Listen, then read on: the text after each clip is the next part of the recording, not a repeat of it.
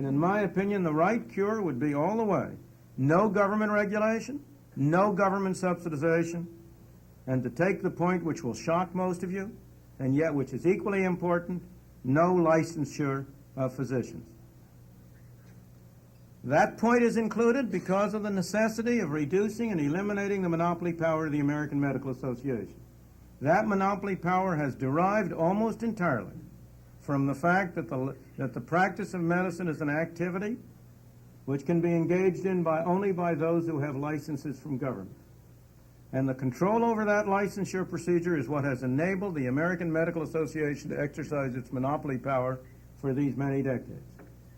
I realize that this is a shocking statement to most of you. I realize that in the few minutes at my disposal I cannot persuade you of it. I only suggest to you that it is not a random, casual comment which is not based on considerable evidence, considerable examination of the effects of this procedure. You will find a full discussion, a full case for this argument in a, I hate to advertise myself, you know, we hate it, but we love it. In a book which I wrote with the assistance of my wife some 16 years ago called Capitalism and Freedom, in which there is a chapter on licensure of occupations, and in which I discuss such things as the licensure of beauticians, morticians, professional wrestlers, and the like. But there's no point knocking over straw men. The strongest case in favor of licensure is in the field of medicine, and therefore I examined in detail that case and found it wanting. And I only want to suggest one thing to you, and particularly to the physicians who are in this room. If I say to you, do you favor the kind of monopolistic practices which the American Medical Association has followed over the past 40, 50 years? I suspect that most of the physicians would say, no, I oppose them. If I say to them, are you in favor of permitting the unlicensed practice of medicine? I suspect most of the physicians would say, no, I am not in favor of that, I am opposed to that. I just urge on them that they better choose which of those propositions they want to believe.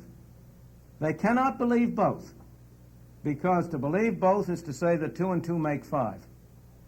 If we continue with the licensure of medical practice, then either government or organized medicine is going to have monopoly power in the field. You cannot have a free, competitive medical field. You cannot have an open field and an elimination of these monopolistic restrictions unless you eliminate the power of government at that crucial element. As I say, I don't expect to persuade you of it. I only want to suggest to you that it is not really as crack-brained and as thoughtless an idea as it might at first appear to you to be, that on the contrary, in my opinion, it would provide for better medical care, more widely available, at lower cost for the bulk of the people, and that it would be the only effective way of preventing what seems to be a flood tide toward the complete socialization of medicine. We are facing drastic problems. They will not lend themselves, I guess I have to use medical analogies, they will not lend themselves to Band-Aid solutions. We have to look at the source and the cause of our difficulties. Again, this problem does not stand alone. It stands as part of the general problem that this nation faces.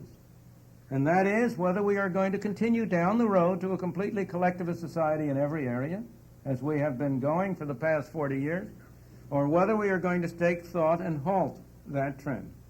I believe that the public at large, in many areas, is beginning to be more sophisticated about what can be accomplished through government, and that the public opinion is there to back us.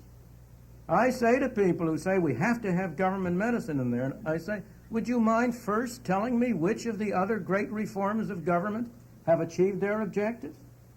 I take it you mean the federal housing program has solved the problem of housing for the low-income groups? I take it you mean that the federal welfare program has solved the problems of welfare and indigence and dependence?